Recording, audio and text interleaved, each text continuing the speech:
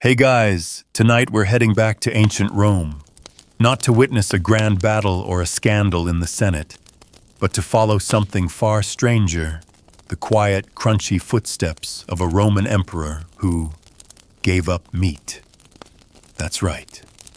While the empire stuffed itself on roasted boar and honeyed dormice, you are going to live the days of a man who stared down banquets of blood and guts and said, "No thanks, I'll just have the chickpeas." Picture the hot Mediterranean sun baking the marble palaces of Rome, the smell of spiced sausages wafting through crowded forums, and one toga-clad ruler quietly pushing away his plate. You probably won't survive this, especially not when they bring out the grilled flamingo tongues. So before you get comfortable, take a moment to like the video and subscribe, but only if you genuinely enjoy what I do here. And hey, drop your city and local time in the comments. I love seeing where and when you're tuning in.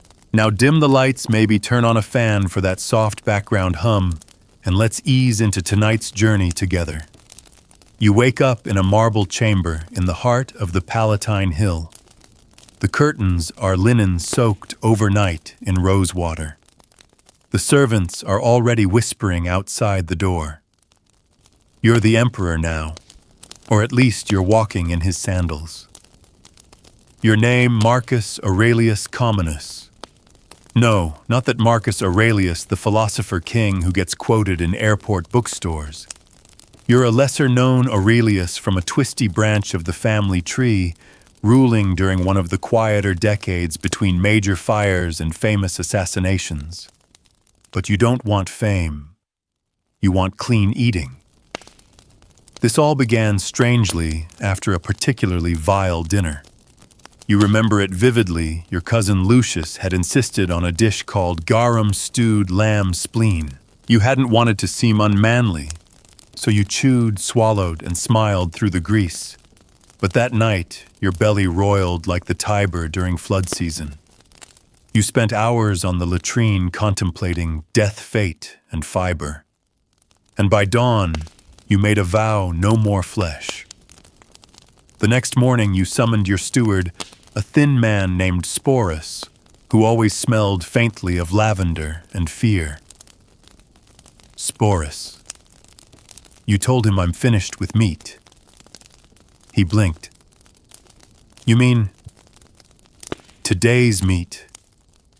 Or all meat, all? Forever. The silence stretched. Well, he said cautiously, shall I cancel the lark tongue soufflé? And that was the beginning of the end. Your new diet threw the entire palace kitchen into chaos. The head chef, a grizzled old veteran from Gaul, threatened resignation. An emperor cannot live on lentils, he growled, brandishing a dripping boar's haunch. It's un-Roman. But you stood firm. You ordered millet porridge. You demanded olives and figs. You had an amphora of almond milk brought in from Sicily. Word spread quickly through the palace. Senators whispered that you'd gone mort. The guards joked that soon you'd be riding a goat instead of a horse. Even the slaves looked concerned, especially the ones who had once depended on your leftovers.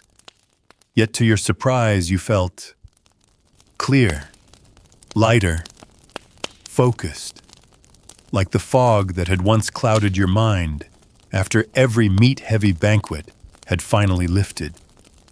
You began holding early morning walks in the gardens instead of feasts. You quoted Pythagoras, who had once advocated abstaining from beans and animals, and no one understood you. Still, you pressed on. You started writing tiny scrolls of clean philosophy and leaving them tucked into the niches of the palace baths. You even began composing a dietary manual tentatively titled On the Virtue of Vegetables. Meanwhile, Rome watched with a mixture of curiosity and concern. The city had tolerated emperors who bathed in wine, slept with horses, or declared war on the ocean. But a vegan emperor, that was new, unsettling. possibly dangerous. At the Senate, things were starting to get tense. Your refusal to attend the monthly feasts insulted powerful men. And when you passed on the sacrificial ox during a religious festival, choosing instead to offer a basket of lentils and grapes, the priests nearly fainted. "This is impiety," one of them hissed. "The gods demand blood." You smiled and quoted Epicurus, "If the gods are immortal, they have no need of meat." They didn't like that. But what did you care? Your skin was clearer.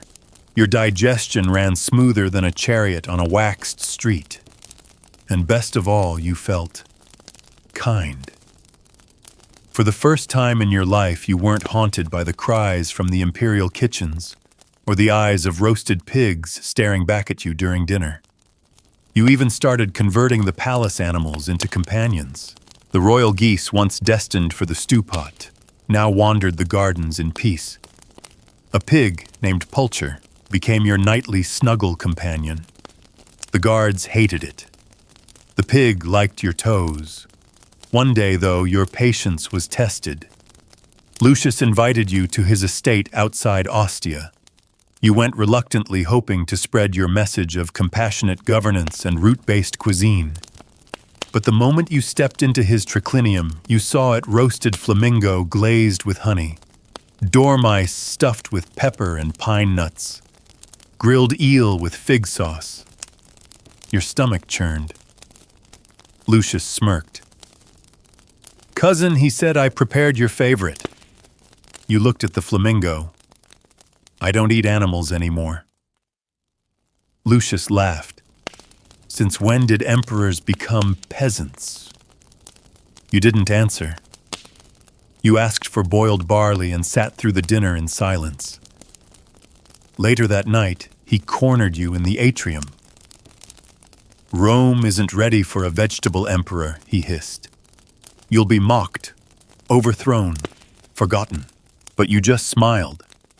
You had figs in your teeth and peace in your heart. You returned to the palace determined to go further.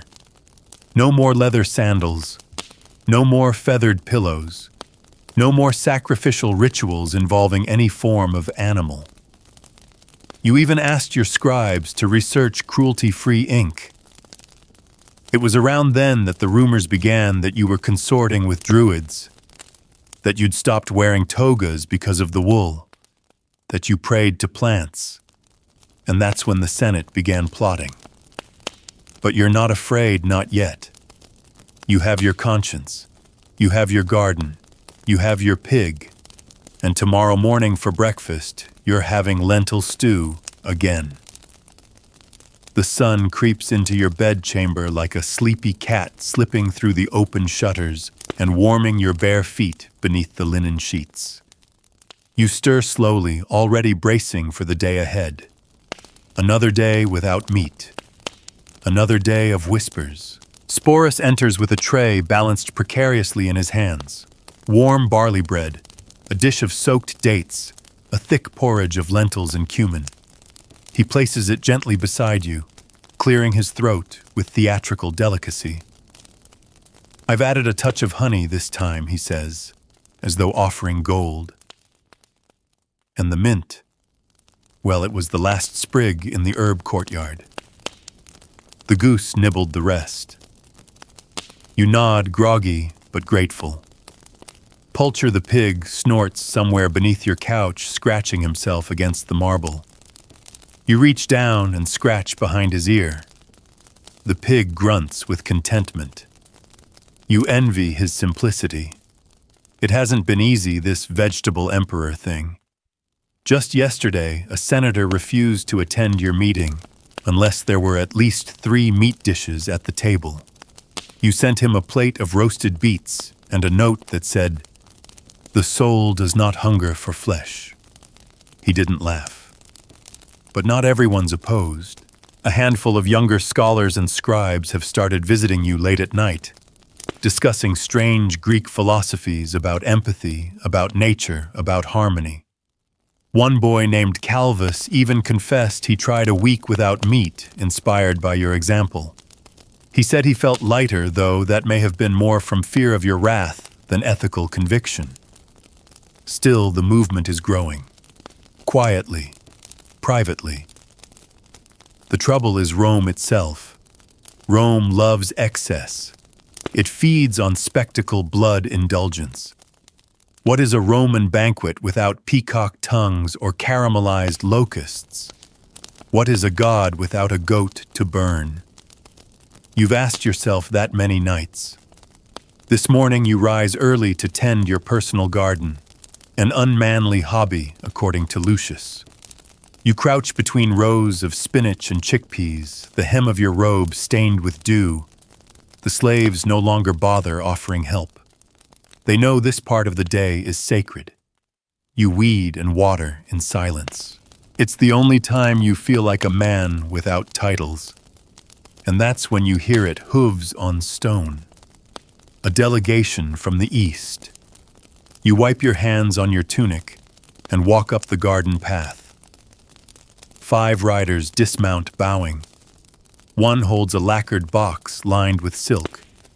A gift, Imperator, he says, from the governor of Syria. You open it slowly and freeze. It's meat, dried, seasoned, intensely fragrant. Desert jerky marinated in spiced wine and myrrh. The scent alone punches you in the nose.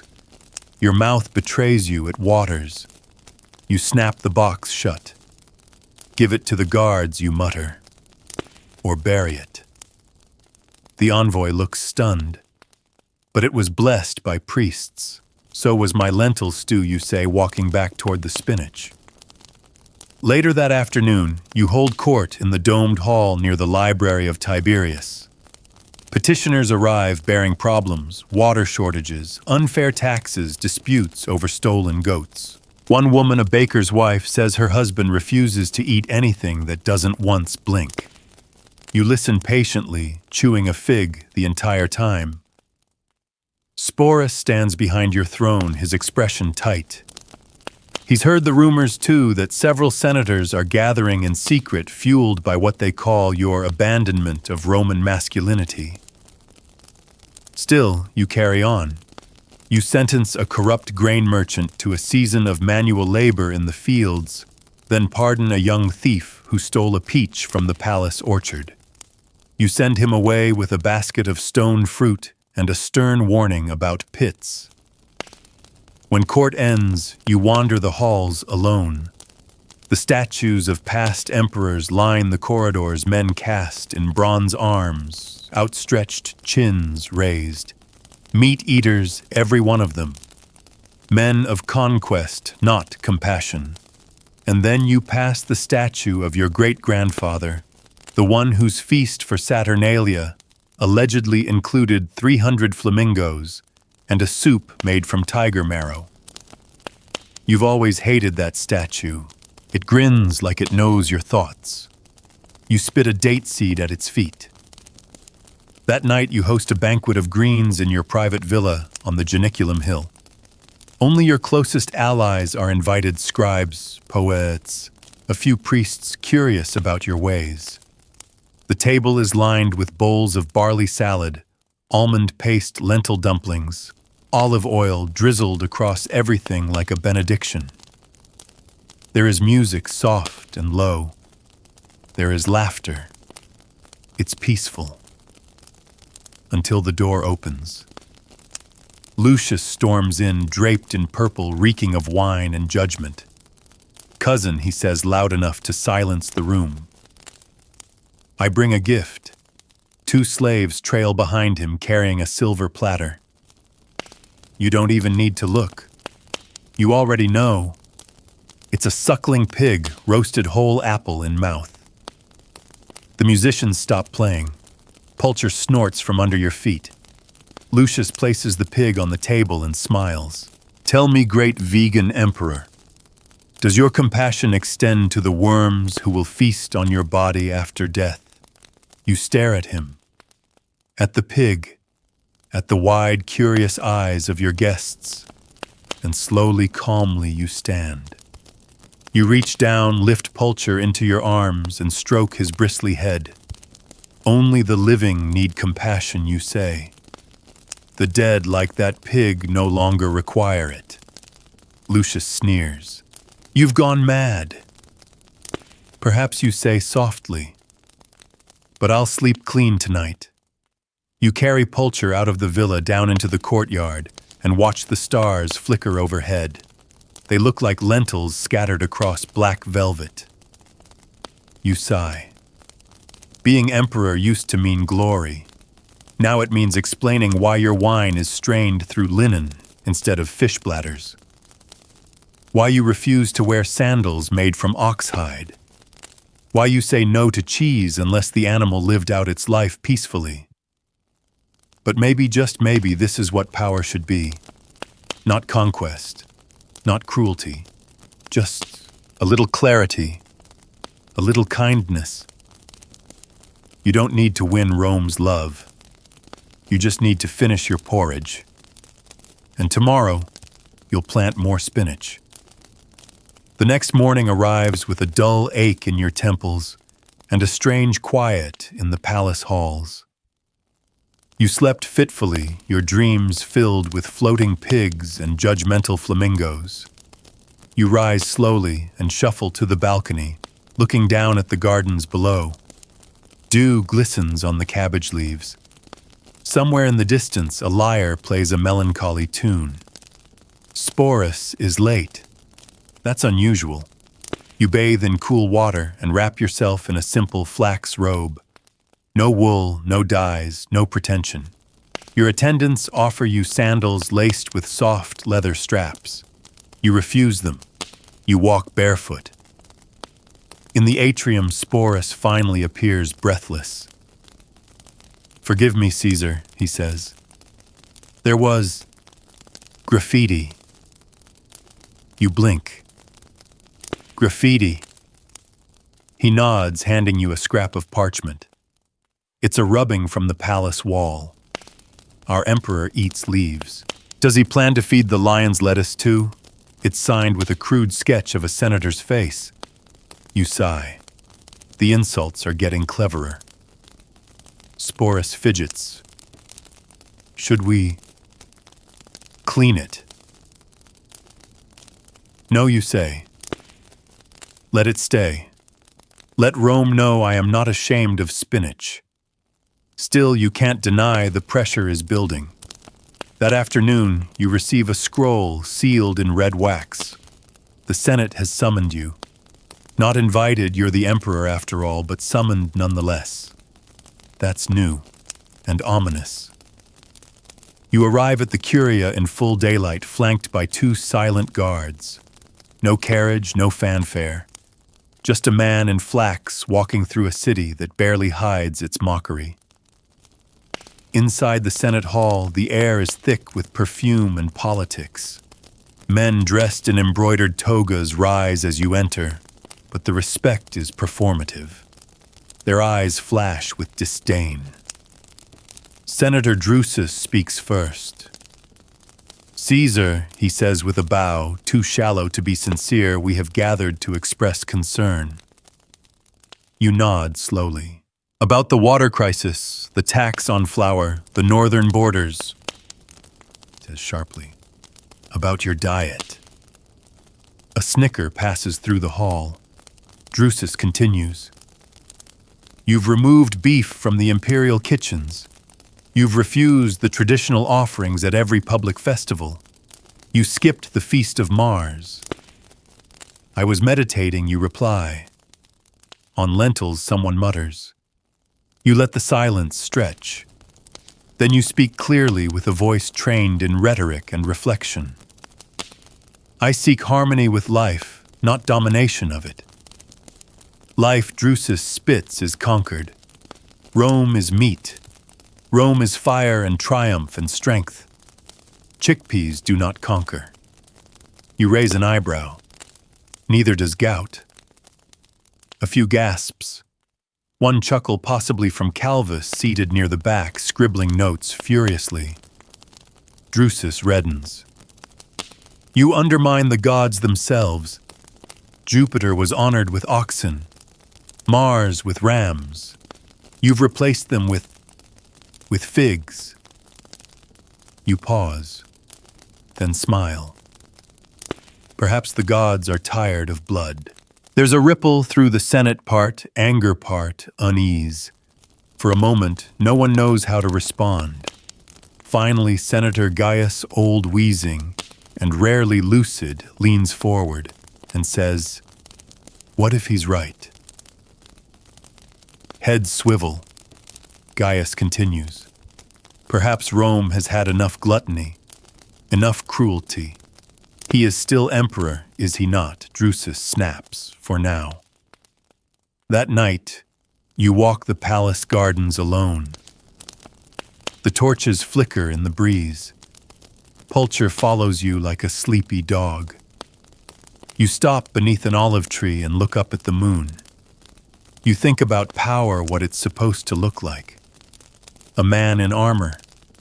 A man who bellows, commands, devours. You're none of those things. You're just a man who feels guilt at the sound of a goat bleating, who can no longer enjoy cheese without wondering if the cow missed her calf. And yet, here you are, still standing. Back in your chambers, you sip a tisane of fennel and lemon balm. Sporus sets down your evening tray, barley cakes with pomegranate syrup, a small clay bowl of mashed peas. He hesitates. Caesar, they're saying things. That you're weak. That you'll be removed. You chew slowly. Do they also say, I'm kind? He hesitates again. Not often. You look down at your food. Then we have more work to do. You send word to the scribes, a new law is to be drafted. A voluntary festival held monthly where no animals are harmed. A celebration of nature, of balance, of abundance without death. Call it the Feast of Life. The scribes think you're joking. You are not. 3 weeks later, the first Feast of Life is held in the Temple of Ceres. The priests grumble, but the public is curious. You personally distribute platters of roasted eggplant honey cakes and a new invention, a wheat sausage stuffed with pine nuts. It's passable. Children love it. The old women nod approvingly. But it's the animals that steal the show. You've released doves instead of sacrificing them. Let pigs wander the plaza in garlands. A goat eats a senator's scroll and becomes a minor hero. Of course, the reaction is split. The traditionalists rage. The poets mock you in iambic hexameter. But something in the air has shifted. A murmur of admiration. A curiosity. You might not rule forever, but for now your figs are ripening. And you sleep well that night wrapped in linen dreaming of wheat fields while Pulcher snorts softly at the foot of your bed.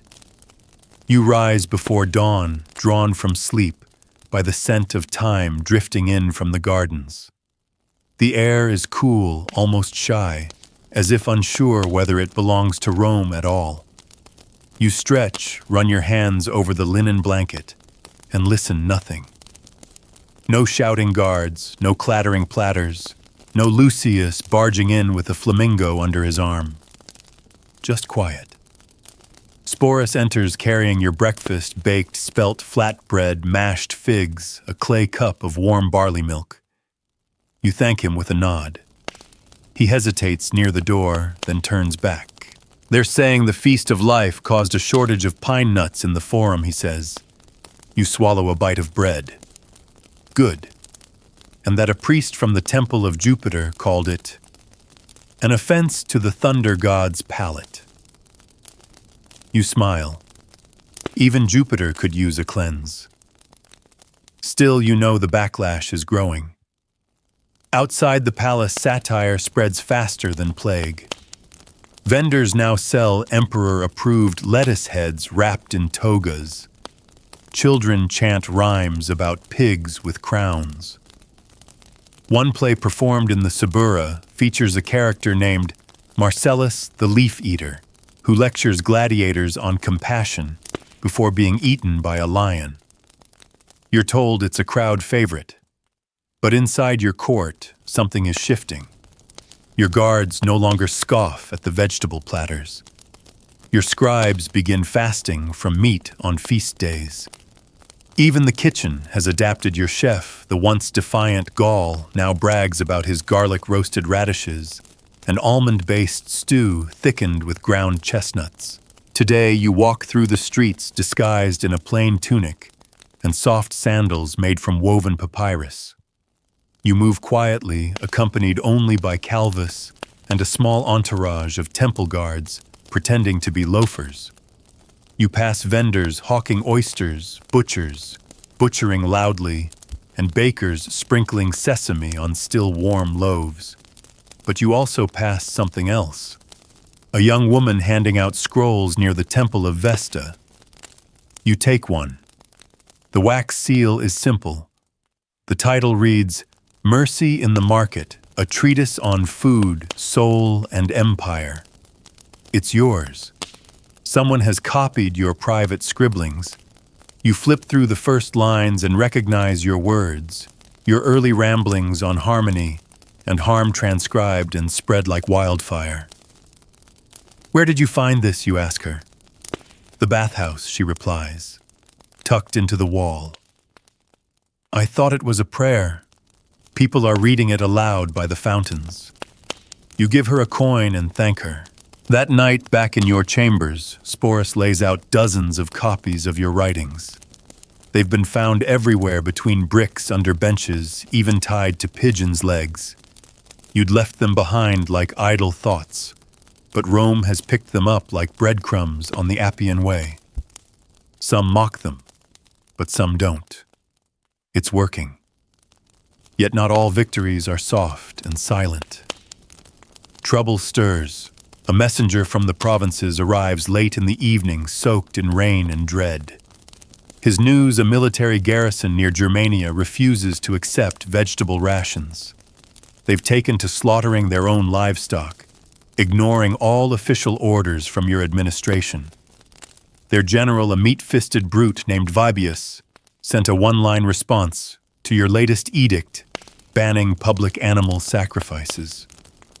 If Rome eats like rabbits, it will die like them. You sigh and pour yourself a cup of watered wine, strained, of course, through linen. Rome is a beast. It tolerates madness, decadence, cruelty, but it abhors discipline. And what is compassion if not discipline in its gentlest form? You spend the night drafting a response. Not a threat, a story.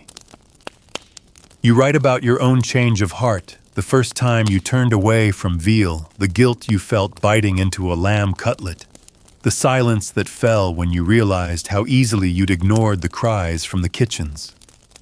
You send the scroll with 10 baskets of preserved olives, flatbread, and dried fruits. It won't convert them all. But maybe one soldier, half drunk and curious, will read it.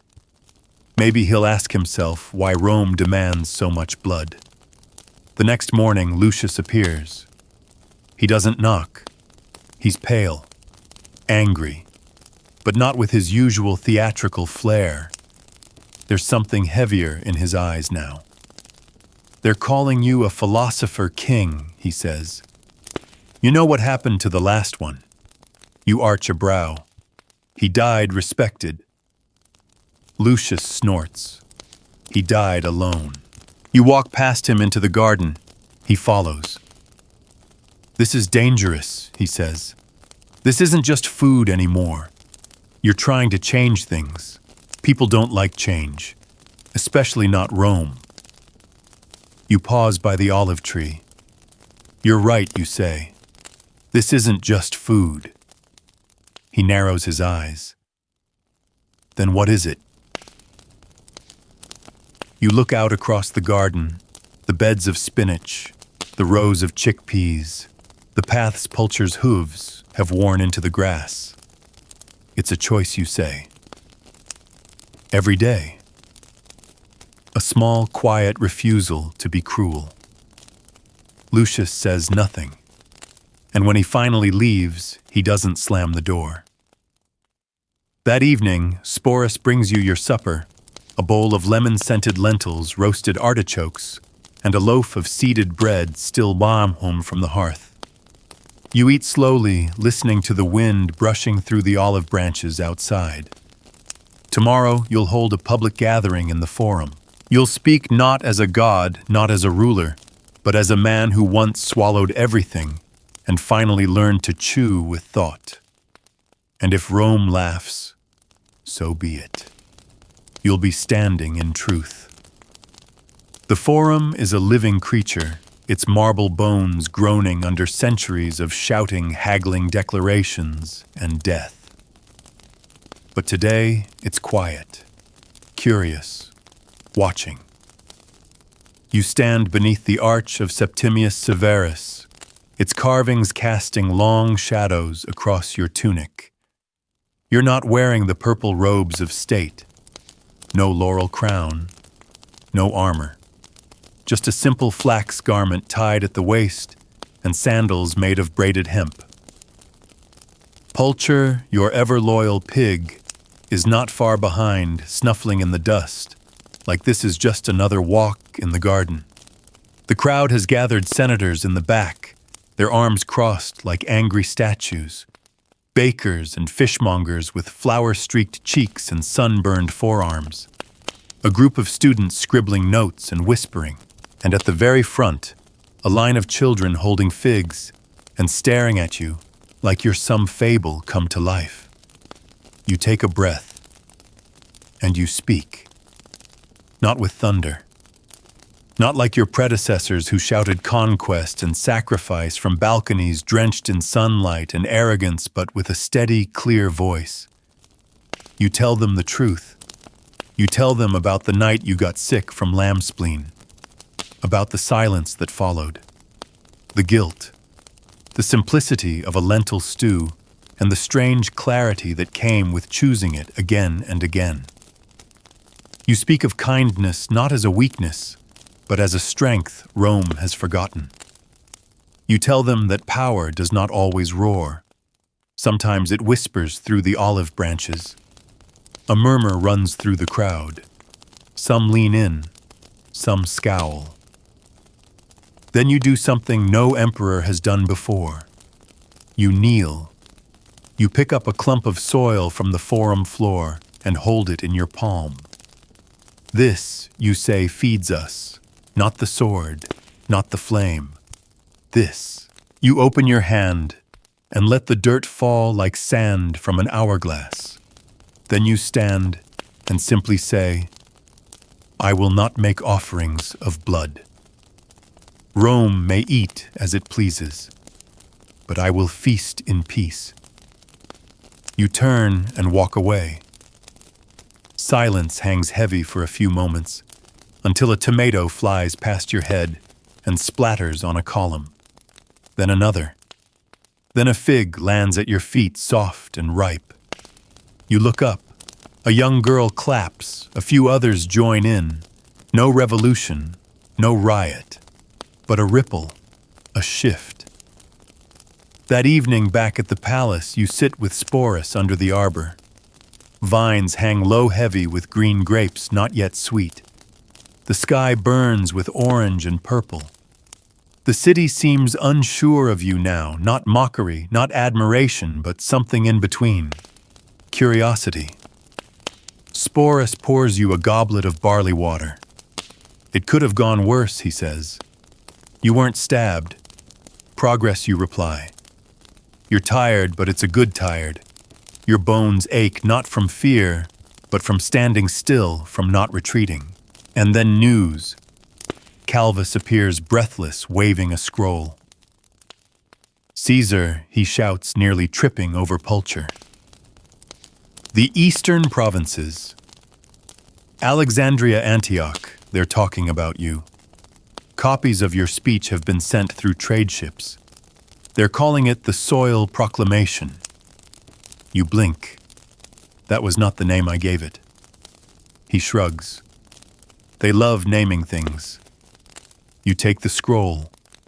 It's messy, hurried, copied in charcoal. But it's your words already mutating and multiplying, growing in minds far beyond the forum. You wonder if this is what legacy really is, not marble, not wars, but someone in another city quoting you over a bowl of millet. That night, sleep eludes you. You dream of a Rome made of gardens instead of columns, of banquets where pigs sit at the table and no one raises a knife, of gods who bless barley and beans and smile when no smoke rises from burnt offerings. When you wake, there's a note beside your bed. From Lucius. It reads, "Tomorrow is the feast of Mars. You will be expected to appear, and the ox will be waiting."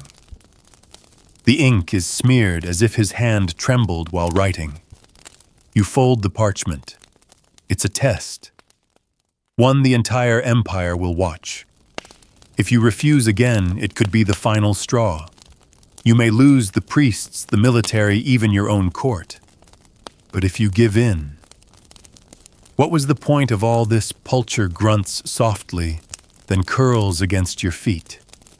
You stare out the window as the sun begins to rise over a Rome that still doesn't know what to do with an emperor who eats beans. You will go to the feast, but you already know you will not bless the ox. Morning breaks on the day of the feast of Mars, and the city hums with anticipation. From the Aventine to the Esquiline, red banners whip in the breeze. Priests parade through the streets in crimson robes, trumpets blare from temple steps, and butchers sharpen blades as though preparing for war. Rome is dressed for sacrifice, and you, the emperor, dress for refusal. Sporus lays out the imperial regalia, the golden toga, the laurel crown, the ceremonial dagger. You wave it all away. Instead, you wear a simple white tunic, tied with a belt of twisted flax. No purple, no gold, no gleam of state. Pulcher watches you from a cushion chewing something that used to be Sporus's sandal. Calvus appears, clutching a scroll. I wrote a speech, short, emphatic, ends with, "Compassion is conquest. Too much." You smile. "I'll speak from the heart."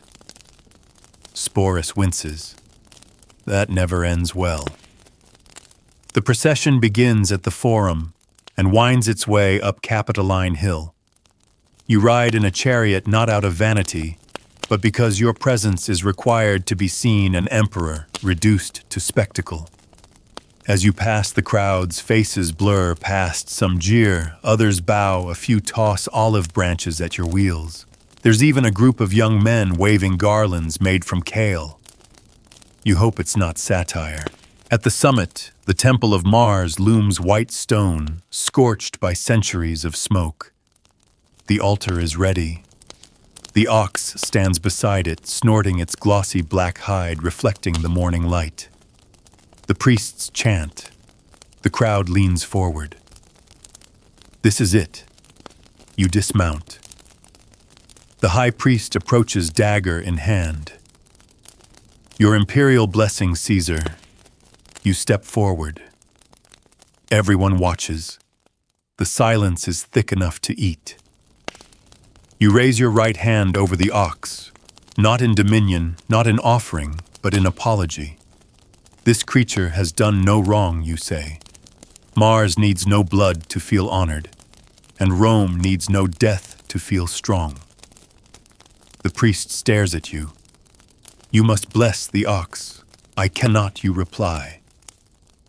Murmurs ripple through the crowd like wind through wheat. Someone gasps. A senator drops his staff.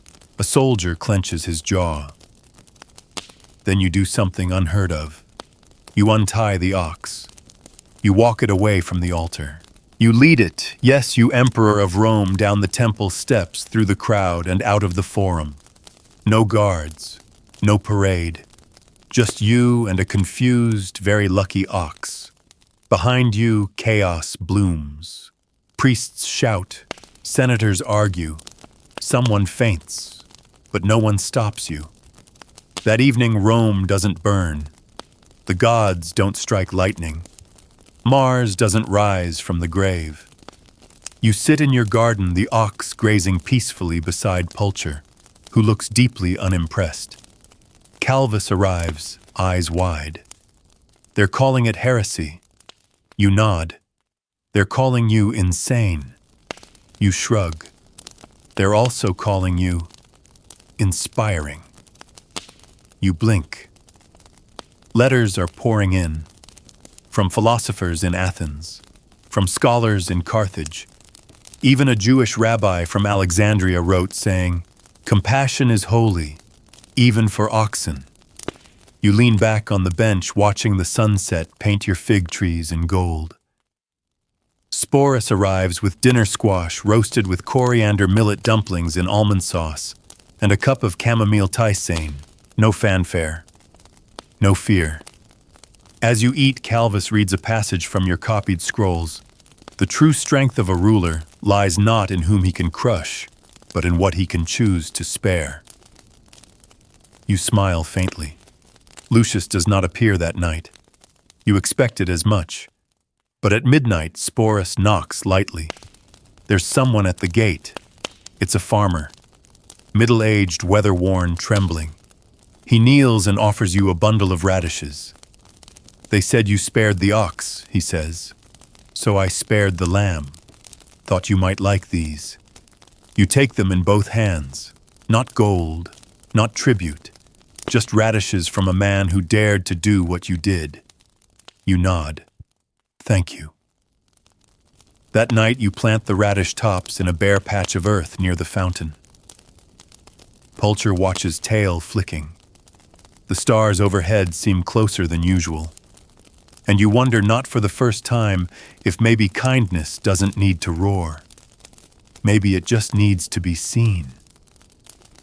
The next morning, a soft rain falls over Rome, the kind that hushes the streets and turns marble steps slippery, the kind that makes people pause under awnings and listen to the drip of water to the pulse of a city momentarily slowed. You sip barley tea in the atrium, watching droplets roll down the columns like tears from stone. Sporus brings in a scroll sealed with green wax. From Gaul, he says, a monastery. You open it slowly. Inside a letter humble in tone and delicate in script. The monks write of your example, of your refusal to kill, of your ox now legend. They've begun holding silent dinners, abstaining from meat one day each week in honor of the emperor who said no. You set the scroll down and breathe deep. There's power in stillness after all. But not everyone is so moved. Later that day, you are summoned to the barracks of the Praetorian Guard. An unusual request. You don't hesitate. When you arrive, the commander, alias Rufus, a man carved from oak and ash, stands at attention. "Emperor," he says, "we have a problem." He leads you inside the training yard. A crowd of guards surrounds something. You part them like reeds and find the issue: a soldier stands over a spit, rotating a small roasted duck. Another offers him pickled tripe. A third shouts, "Who needs lentils when there's liver?" The commander clears his throat. The soldiers freeze. You step forward.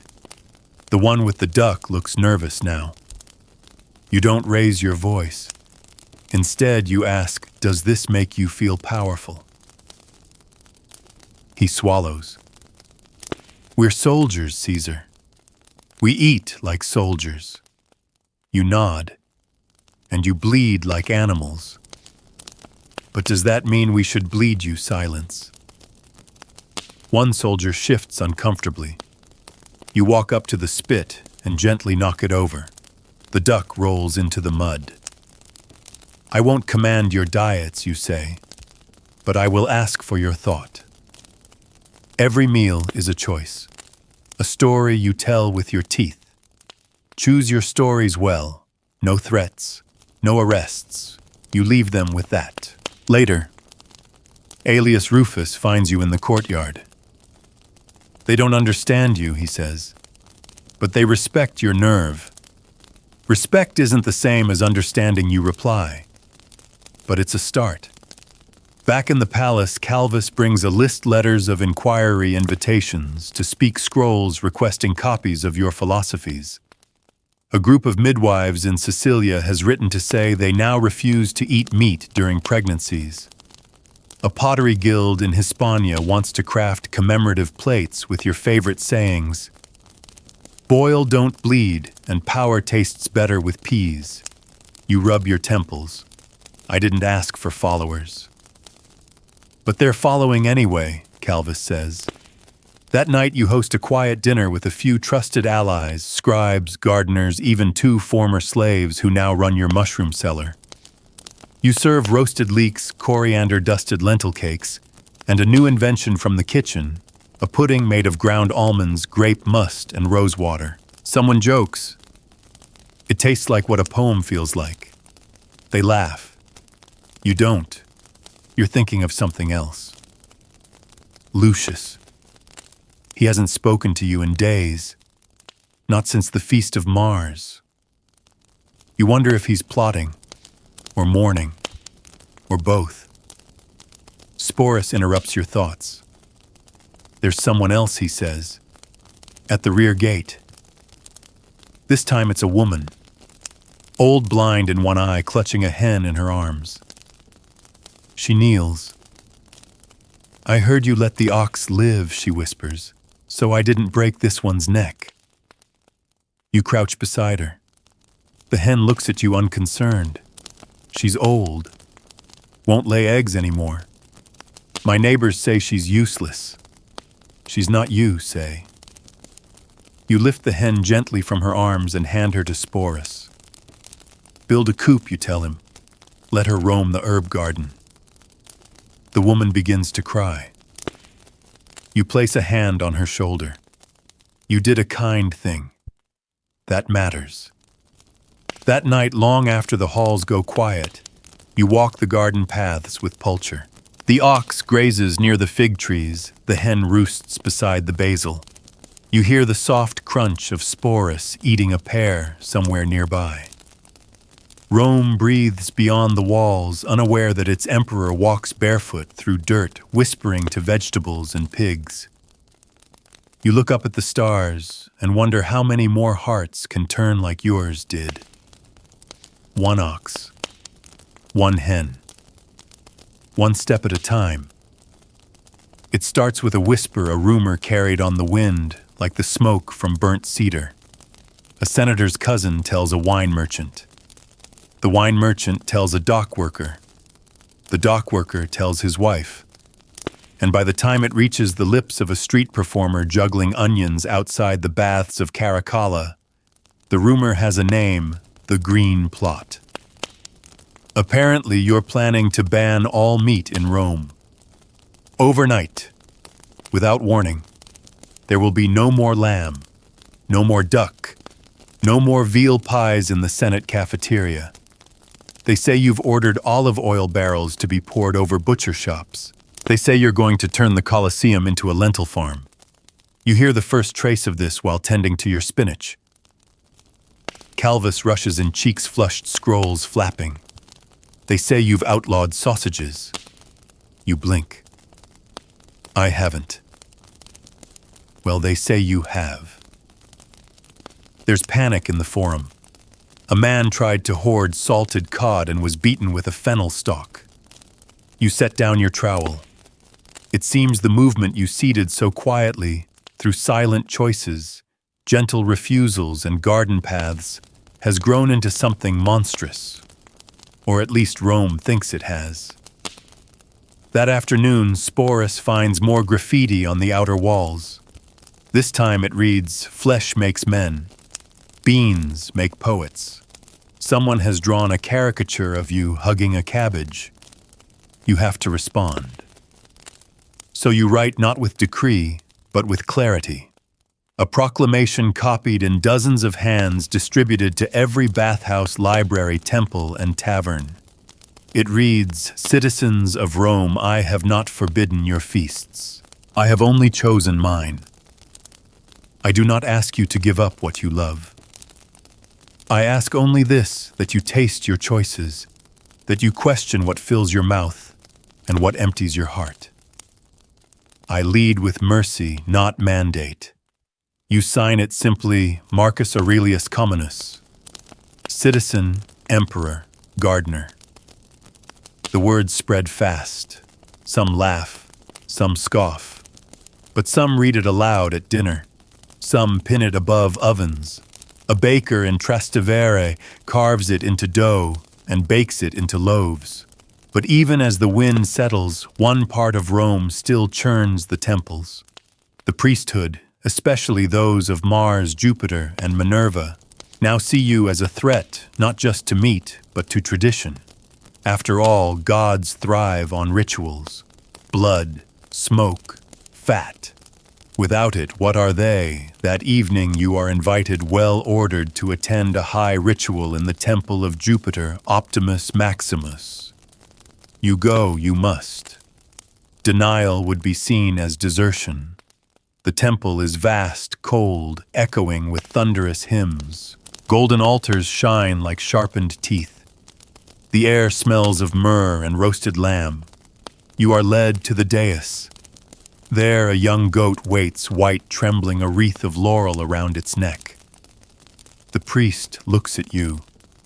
The honor is yours, Caesar. You stare at the blade in his hands, and you realize the test was never the ox. This is smaller, quieter, a private moment dressed up in pomp. No audience to save you, no children clapping, no fig throwers. Just you and an animal who doesn't know it's about to be a symbol. You shake your head. I decline. A stunned silence. The priest leans closer. This is not rebellion, Caesar. This is sacrifice. You lower your voice. So is compassion. You step back. The priest performs the ritual without you. The goat bleats once and is silent. You leave before the chant ends. Back in the palace, you do not eat. You sit in the dark with Pulcher curled at your feet, and the rescued hen perched on a stool nearby, quietly preening. You hear the low creak of Sporus pacing somewhere down the hall. You think about how easy it would be to compromise, to bless the blade but not hold it.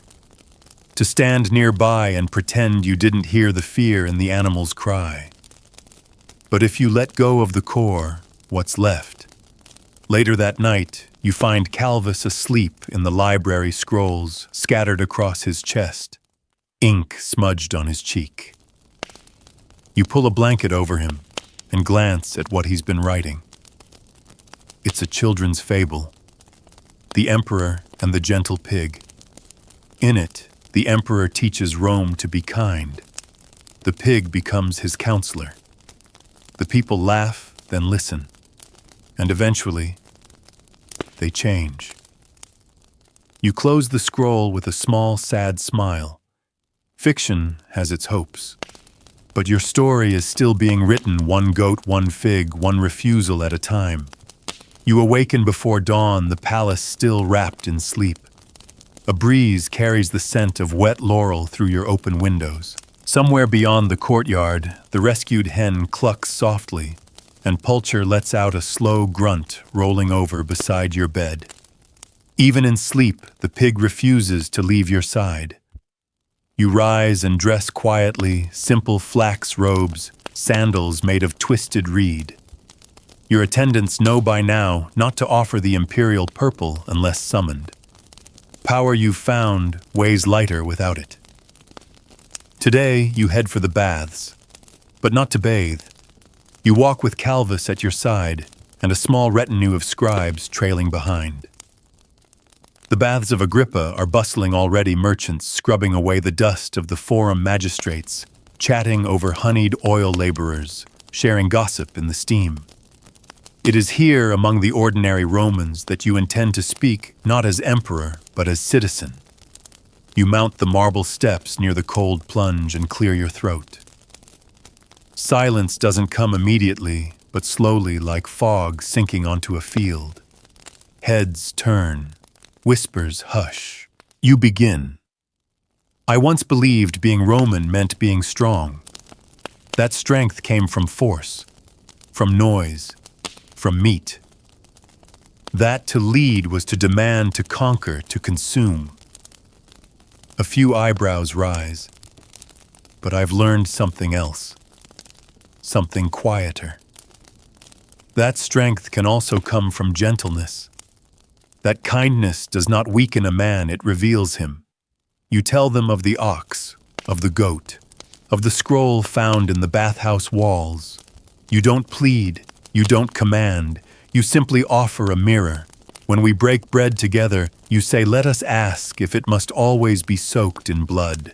There is no applause, no chorus of cheers, just stillness. But someone nods, then another. One man, bearded barefoot, a seller of pears, stands and lifts a basket high. Here he shouts. A feast without death, laughter follows.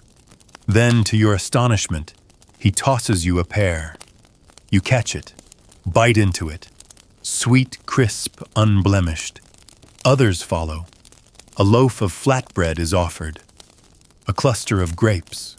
An almond cake wrapped in fig leaves. It becomes unexpectedly a small feast of mercy shared among strangers on bathhouse steps with no altar in sight. Back in the palace, the tension hangs heavier. You've become too public, too visible, too influential. You can feel the eyes sharpening. Sporus brings news. Senators met again last night after dark behind shuttered windows. They discussed stability, which in Roman politics is always a euphemism for betrayal. Calvus bursts in with his usual scrolls. Your words are being copied across the empire, he says. Even in Britannia, a druid sent thanks well, a crude drawing of a cabbage with a smile. But still, you chuckle. Then the other news. A fire, small but deliberate, set in a butcher's quarter near the Tiber. Someone scrawled, "The Bean Emperor lives on the wall." You go quiet. This is not what you wanted. This is not the path you meant to carve. You sit alone that night in the triclinium, eating boiled lentils with garlic and lemon. No speeches, no advisors. Just the creak of Pulcher as he settles beside you and the hen roosting in the windowsill.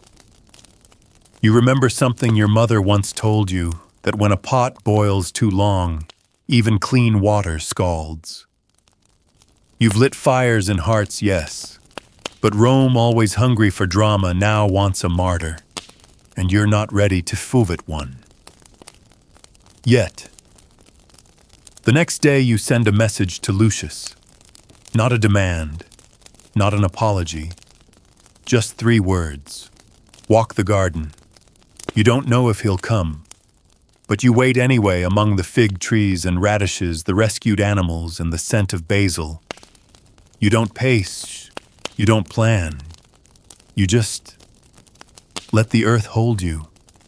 And for the first time in weeks, you're not thinking about laws or altars or bloodless feasts.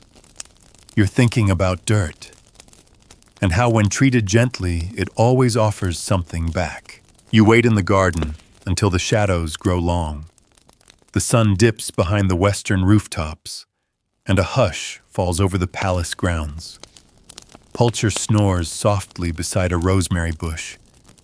The hen has vanished into the herb bed again. You don't call for her. She always returns. Then footsteps. You don't look up immediately. You know the gait. Heavy, impatient, expensive sandals slapping against gravel. Lucius. He stops a few feet from you. You glance sideways. He's dressed as always embroidered toga, a gold ring shaped like a wolf, biting its own tail hair, oiled like he's expecting a portraitist to jump out of a shrub. "You're not wearing shoes," he says flatly. "I prefer to feel the earth. Smells like turnips." You smile faintly. "That's because you're standing on turnips." He shifts uncomfortably and finally sits on the stone bench across from you. Silence opens between you, awkward, brittle. A bird chirps. A pig snorts. Lucius breaks first.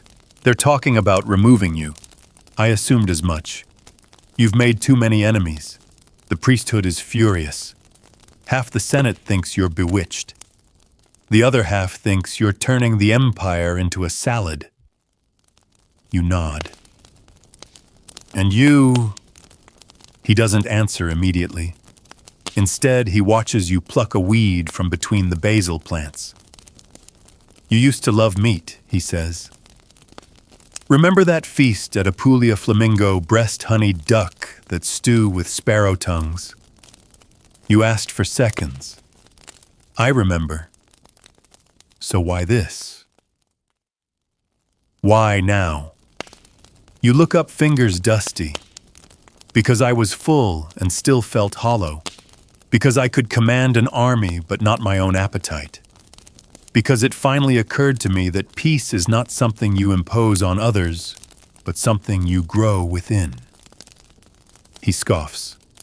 "You sound like a Greek." "I read some." Lucius leans back. For a moment he looks less like a threat and more like a man watching his favorite theater fall into ruin.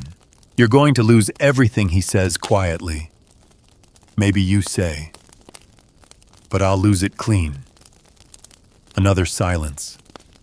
This one less brittle. The first time perhaps since childhood that you and Lucius have spoken without performance. "I had a dream," he says suddenly.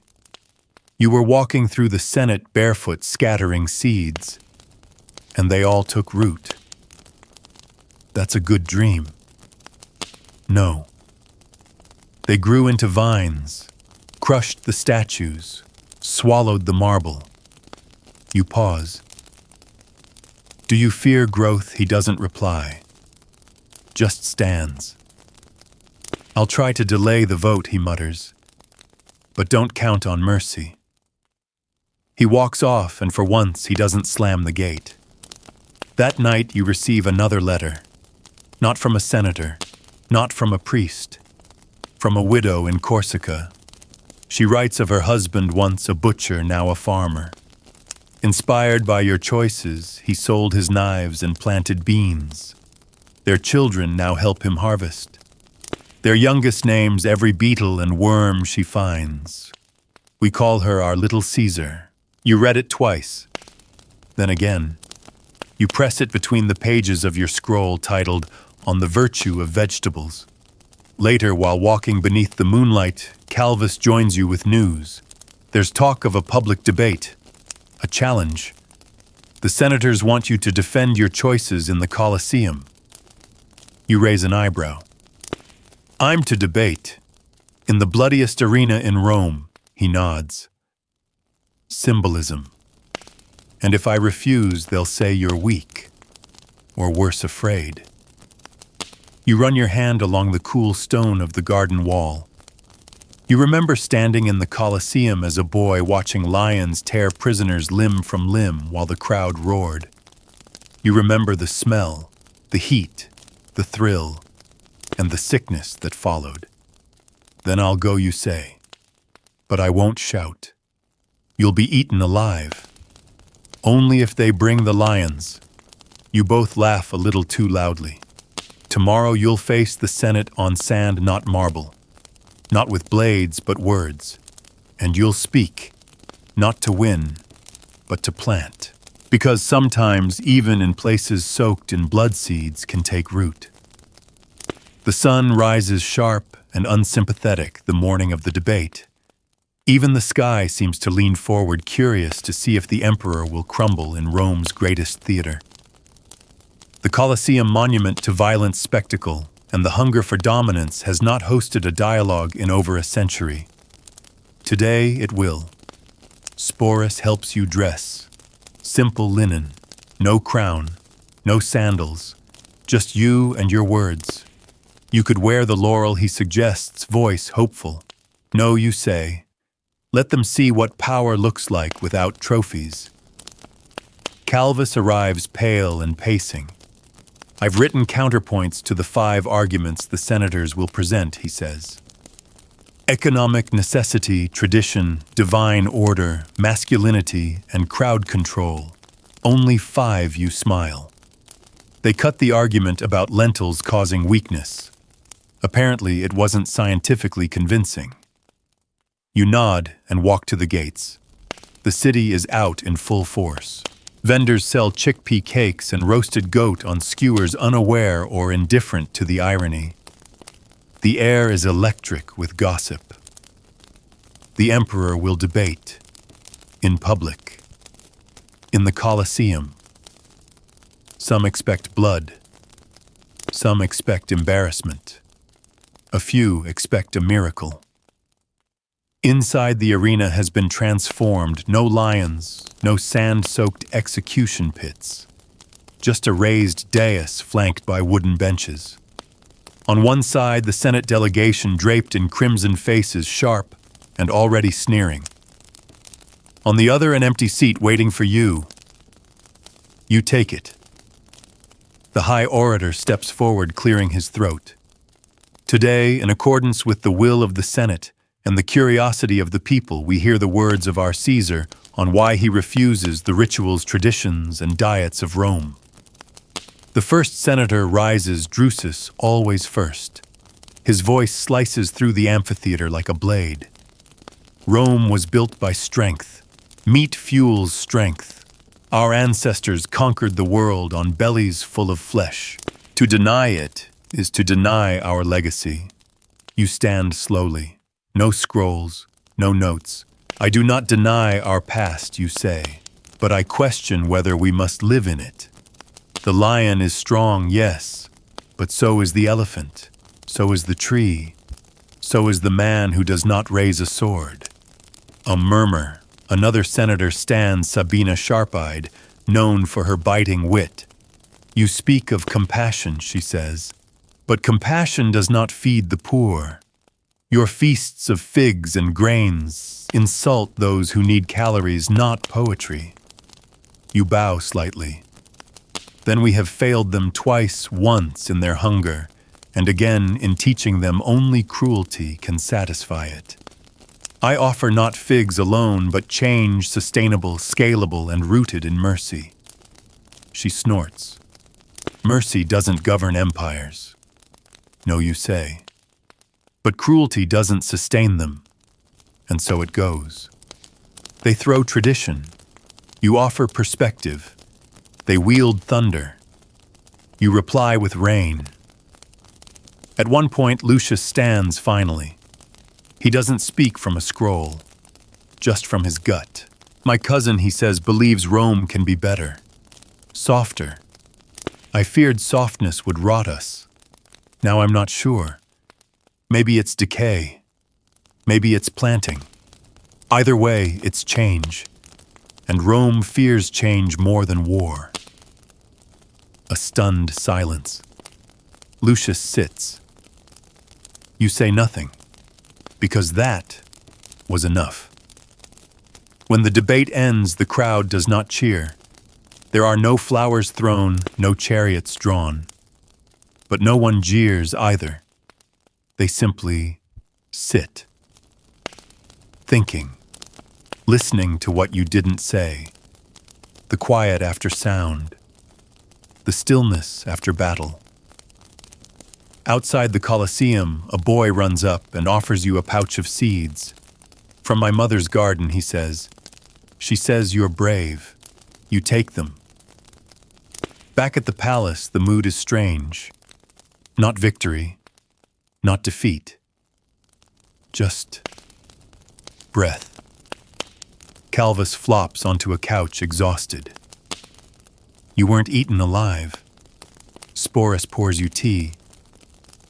There will be votes, speeches. Some will push to remove you. I know. And you sip the tea. Let them. That night you walk through the moonlit garden. The ox sleeps near the olive grove. The hen rustles in her coop. Pulcher snores with his snout buried in time. You plant the boy's seeds beside the path. No plaque, no ceremony, just soil and hope. And you whisper to the earth, take root. 3 days pass. The city holds its breath. Senators argue behind closed doors. Priests fast and pray to gods they worry are growing impatient. Bread vendors gossip over trays of olives. Children reenact the Colosseum debate in alleyways. One plays you arms crossed, while the others boo or toss pretend figs. In the palace, you move through it all like wind through reeds, present invisible calm. Sporus brings hourly updates, tallies, whispers, betrayals, dressed as concerns. Calvus spends each morning at the Senate steps gathering rumors like wild mushrooms. On the morning of the 4th day, the vote is cast. The Senate has decided not to remove you. By 5 votes, no applause, no fireworks, but Rome remains your empire. For now. You sit in the garden when the news reaches you, barefoot, chewing mint leaves. Sporus delivers the scroll with shaking hands. You read it once, then again. I remain, you say simply.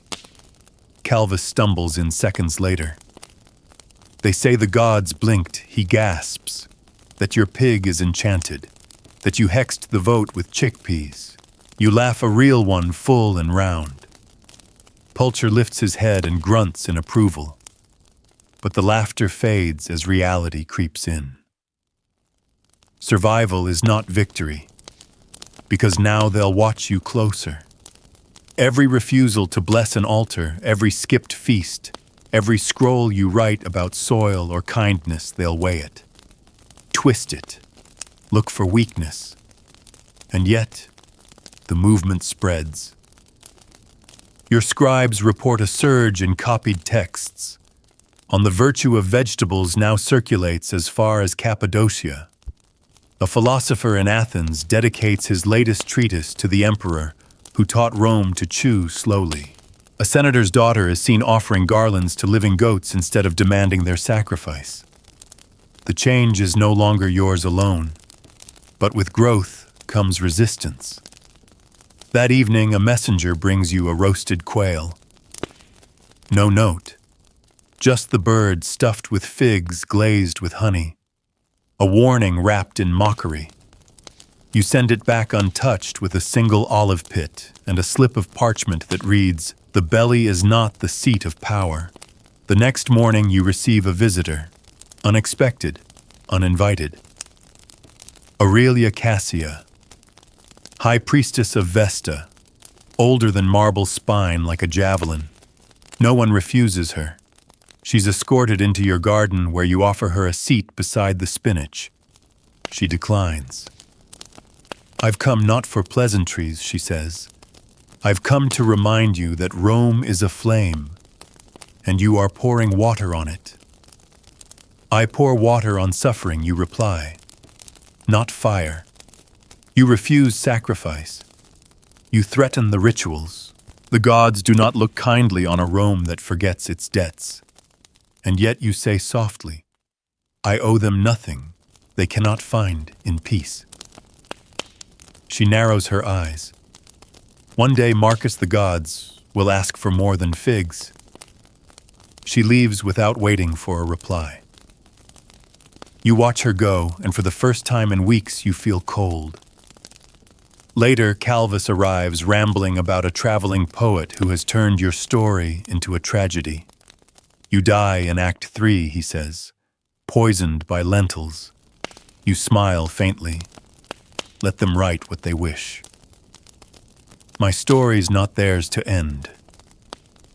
That night you stand at your balcony overlooking a city that doesn't quite know what to make of you. Below torchlight flickers in the streets. Somewhere a flute plays a song you recognize from your childhood.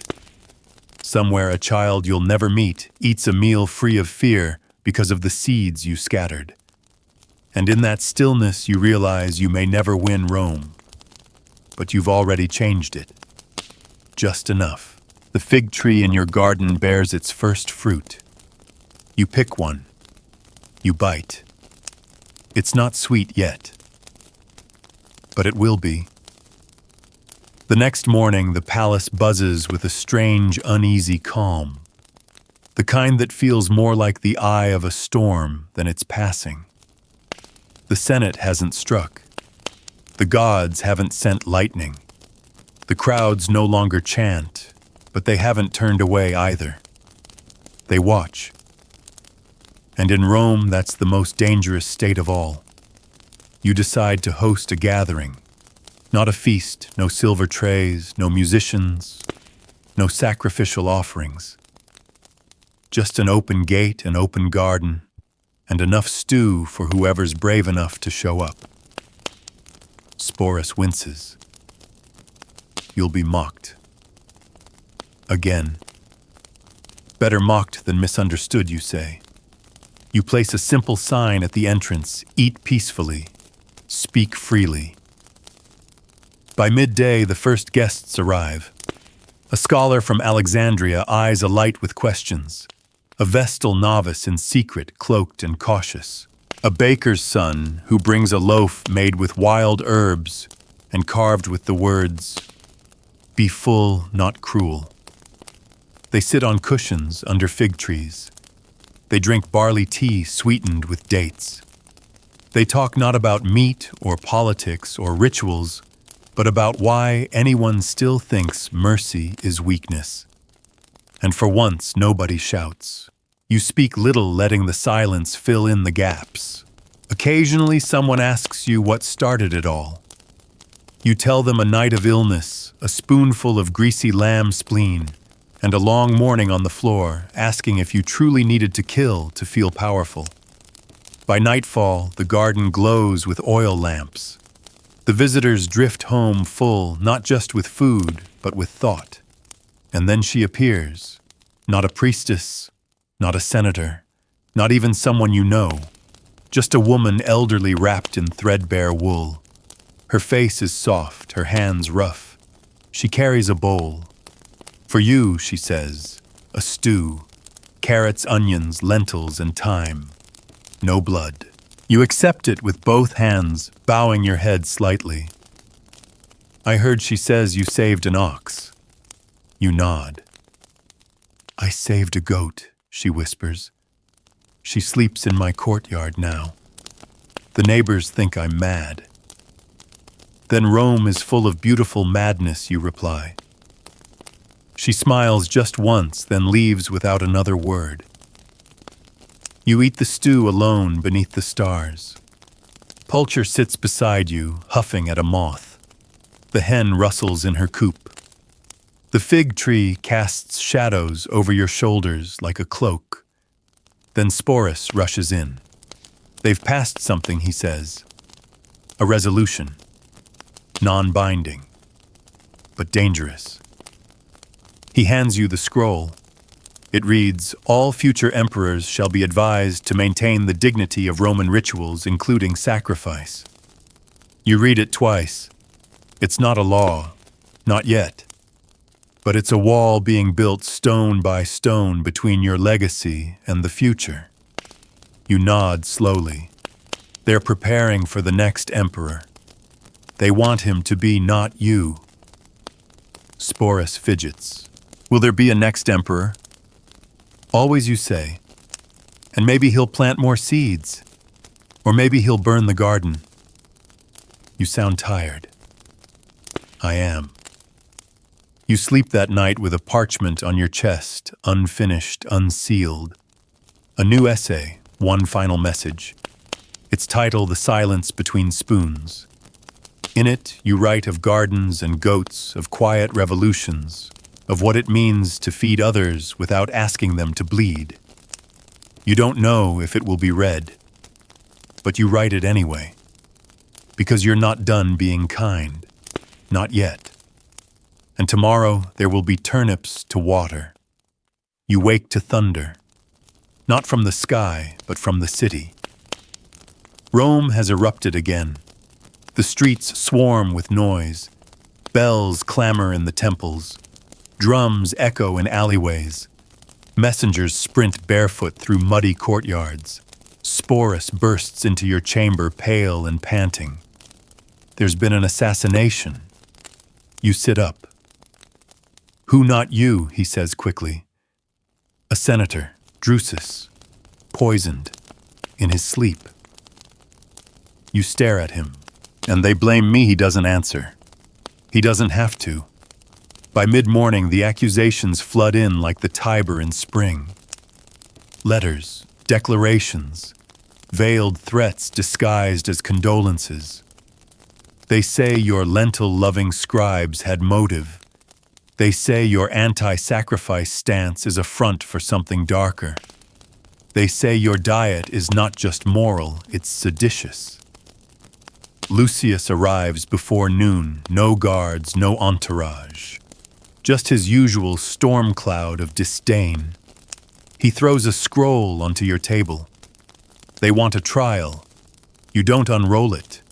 For what? For treason, cowardice, corruption of Roman tradition poisoning the soul of the city. He pauses. And possibly the soup. You smile faintly. I haven't cooked in weeks. They don't care, he growls. This is the opening they've been waiting for. You stare out the window, watching Pulcher waddle through puddles in the garden. The fig tree shudders in the wind. You say nothing. Lucius lowers his voice. Leave Marcus. Quietly. Go east. Take your pig and your scrolls and vanish. Let them have their altars back. And what would happen here, nothing would change, he says. But nothing would burn. You stand slowly, letting the silence wrap around you. I didn't plant these seeds just to abandon the harvest. Lucius looks at you, really looks at you for perhaps the first time in years. You'll be torn apart. You nod, but not alone. That afternoon, a message arrives from Antioch. A temple there has adopted your feast of life. No more sacrifices on equinoxes. Only fruit poems and shared silence. Later, another from Hispania. A governor's wife has begun releasing hens in your name. From Carthage, a theater troupe stages the emperor and the gentle pig. You die at the end, but the pig lives and becomes consul. Calvus is beside himself. We're winning hearts, Caesar. Maybe not swords, but hearts. That evening, you call for a public address. One last time. You wear your simple flax robe. You stand before the people, not on marble, not under banners, but in your garden, with Pulcher beside you and your words sharp as ever. You say, I did not come to Rome to feast on power. I came to ask what power is for. And I learned that an emperor's strength is not in whom he conquers, but in what he can choose not to destroy. You speak of Drusus, of loss, of grief. You do not deny your sorrow, but you deny your guilt. And more than that, you refuse to return to the old ways. I will not rule with blood on my tongue. When you finish, there is no applause. But no one throws stones. The people simply linger. Later, Sporus finds you sitting beneath the olive tree, scribbling notes into a scroll. Are you ready for the trial? He asks. No. But you'll go, yes. Pulcher grunts softly, nuzzling your calf. The hen settles into your lap, wings half open like pages. You close your eyes, breathe deep, and say, I may lose my crown. Sporus whispers, but not your garden. And that night the wind carries your words across tiled roofs and temple spires into windows, into dreams. Somewhere in the Subura, a boy decides not to steal a goat. Somewhere in Alexandria, a girl writes her first poem about figs. And in Rome, the emperor sleeps lightly but clean. You don't wear the crown to your trial. You walk to the Curia barefoot, through streets still slick with rain, past merchants who bow a little too late, and guards who shift uncomfortably at your approach. The air smells like wet clay and old firewood. Pulcher stays behind today, asleep on a bed of thyme. The hen roosts silently in a crate of fennel, as if sensing that something heavy hangs in the air. Inside the Senate, all is marble and menace. The hall is packed. Every senator, every priest, even foreign envoys sit along the periphery pretending not to watch, but watching all the same. You take your seat at the center, a circle of polished stone beneath the open oculus where sunlight falls like judgment. A chair, a jug of water, a single fig placed politely on a plate. No lawyer, no advocate. Just you. Drusus's name is everywhere spoken, invoked, mourned. He was a traditionalist, a meat man, a fire breather, a builder of temples and burner of bridges, and now a martyr. The charges, when read aloud, don't surprise you. Dereliction of ritual, erosion of Roman values, promotion of foreign moralities, disruption of temple economies, and of course the suspected influence in the poisoning of Senator Drusus. You rise when asked, and you speak, not to defend, but to explain. I did not kill Drusus, you say, and I will not apologize for refusing to kill goats. That draws a scoff from somewhere. I am guilty of only one thing, you continue, choosing not to look away. You tell them about the first time you heard a pig scream before slaughter, about the night you wept after biting into a roasted bird, about the dreams that came of fields left unharvested of blood mixing with wine, and then of clarity, of the ox spared, of the hen rescued, of the woman with the stew, of the scrolls tucked in bathhouse walls. I never sought to take meat from your plates, you say. I only asked that you see what was on them. You end with this: Rome does not weaken by choosing mercy. It strengthens, not with swords, but with soil. Then you sit. The Senate deliberates, for hours. Outside, a crowd forms, not jeering, not roaring, just there, waiting. When the senators return, they do not look at you. The high orator stands. You are not found guilty of murder. You exhale once, but you are found guilty of sacrilege and erosion of tradition. There is no surprise, no plea. The sentence: banishment from the Palatine. Removal from official rights. You will retain the title of Caesar, but you may not dictate religious practice, nor interfere in public sacrifice. You are to withdraw from state feasts, ceremonial parades, and all matters of spiritual authority. You nod. You have lost your voice in the rituals, but not your garden. You return to the villa on the Janiculum Hill, where the trees grow in peace and the animals are not afraid. You are no longer Rome's moral compass. You are once again its quiet question. Calvus meets you at the gate, red-eyed. You were brave. No, you say, just consistent. Sporus already has the stew warming. Pulcher greets you like you never left. That night you pen a final chapter of your scroll, I was emperor. Then I was gardener. I do not know which grew more. You sign it. You roll it up. You place it in the base of a fig tree deep in the roots. Rome may not change overnight, but seeds wait, even in exile. even under marble, even beneath boots. They wait and grow. And now, finally, as the moon hangs low over the silent empire, and the pigs snore softly in their beds of lavender, it's time to rest. You who walked in the sandals of an emperor and chose the soil over the sword. You who stood beneath the weight of tradition and said gently no. Your garden remains, your fig trees sway. The rescued hen tucks her beak beneath her wing and dreams of days without fear. Poultry snorts content, and somewhere a child reads your words by lamplight and sets down a slice of veal. In a world built on fire and altar smoke, you chose the quiet revolution, the kind that grows underground in the dark, unnoticed until it blooms. Perhaps you'll be forgotten. Perhaps the next emperor will serve boar again at the Saturnalia, and Rome will cheer. But maybe, just maybe, someone will remember the man who refused the knife and offered a spoon instead. So close your eyes now.